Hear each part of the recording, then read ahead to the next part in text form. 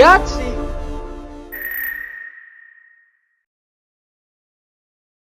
So, Paul, what'd you think of The Incredibles 2? Yeah, my favorite part was when Mr. Incredible broke the fourth wall and exposed me for eating beans in the theater. You hear that, folks? Yeah, that's my favorite part. My boy got exposed. I'm just kidding. But my favorite part was definitely when Jack fought that raccoon. Yeah, the Jack, that was the best scene in the whole movie. Alright, here we are. So how the movie essentially worked was it tried not to be a rehash of the original. It was just a step forward, but not a big step forward because this is the sequel they've been talking about for a while. Yeah. And it takes place right after. Right after. And the thing is, it doesn't develop the characters a lot that much further. Yeah, because there's only so much you can do when a movie does right. Because like in the beginning, there was so much character development. Like there's Violet turning from this shy girl to this like outgoing nice girl, and then Dash. Now she's angry. No, there isn't. This movie isn't very big because it focuses mostly on Jack. Well, no. Actually, Elastigirl Elastigirl is the main focus. Yeah. And Mr. Incredible is the main focus of the last movie, but in the last movie there was a divide of focus between all of them. Now it's mostly just Elastigirl. Yeah. This is essentially like the Winter Soldier of them. Yeah. I mean, I like how they went with gave her the arc of the movie. I mean, it worked for me, like showing that like she had like a life before she met Mr. Incredible, and now they're trying to bring that back now. Yeah, what was good is it really showed the balance effect of, because they're both trying to balance family and being a superhero. And like, for example, Mr. Incredible, he just wants to be a superhero again, and she just wants to have balance again, and they can't find that in between the two, and that's why there isn't a lot of character development, because it focuses on the adult aspect of a family, where the ones that have responsibilities and the ones that have to do anything to hold up the kids and bring them up well, they're the ones that have pretty much finished their development as adults and are now moving on. Yeah, you can definitely tell the kids are trying to change that. Yeah, they're trying to change that, and they're trying to like get noticed. That's why it feels.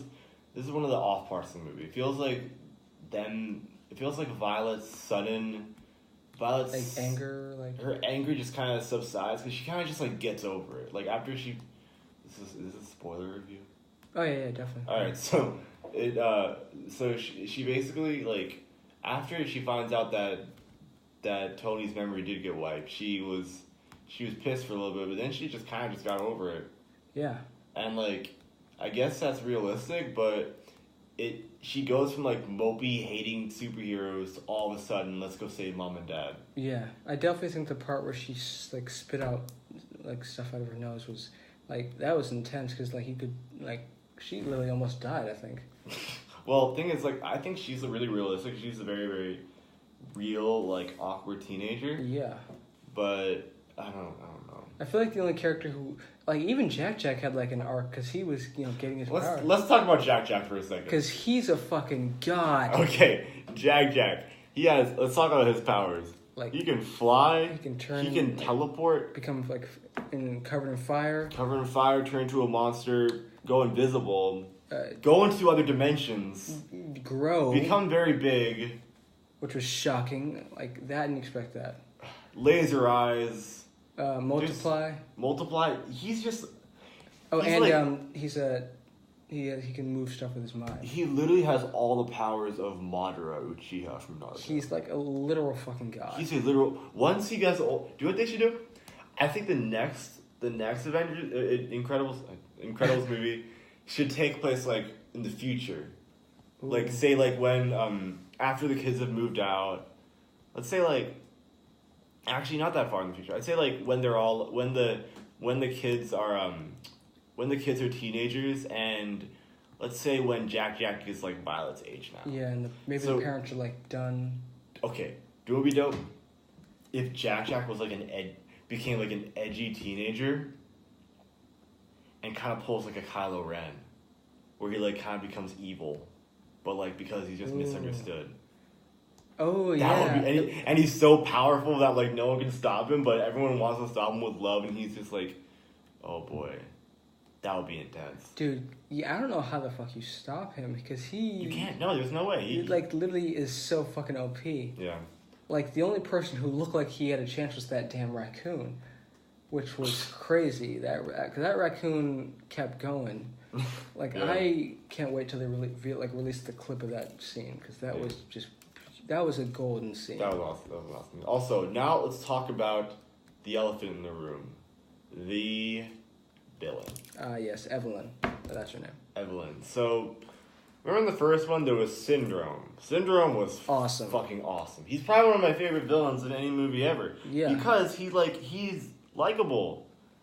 We feel bad for him that he was so rejected by his hero. And yeah, that's a reasonable... that's a reasonable thing to do. And being like... And he's basically like evil Tony Stark. Yeah. He's basically just evil Tony Stark. And it makes sense. He has right relations and he's smart and he's cunning and he's able to... He overpowers them for a while until like at the end. And the only reason he lost is because he has a cape. Yeah. If he didn't have a cape, he would have won. Going. He would have won.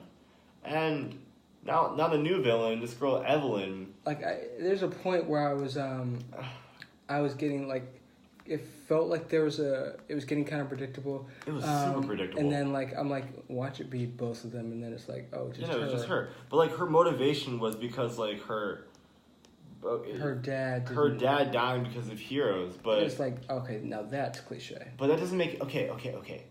That actually doesn't make any sense at all because if heroes being illegal and her and her dad and heroes not coming when her dad called them, that's literally is why she's upset.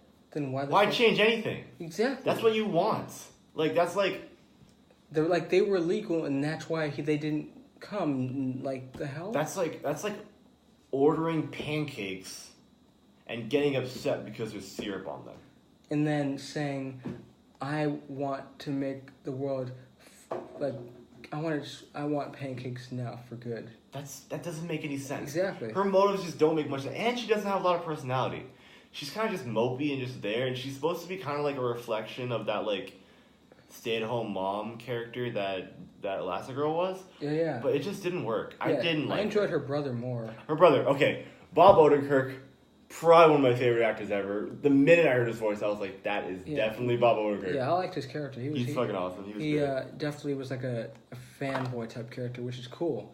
Also, kind of an underrated character is Void. Oh, ooh. Void was cool. I gotta take this. Yeah. But yeah, Void was definitely cool. And that Crusher guy basically had the Force. Oh yeah, that was dope. But yeah. So what would you give this score? I give it 8.5 out of 10. Yeah, definitely. But yeah, can't wait to see what they do next, and I enjoyed it. What do we say at the end, Paul? What do we say at the end? The shit, how do I forget? YAHTZEE! Oh yeah. YAHTZEE. YAHTZEE.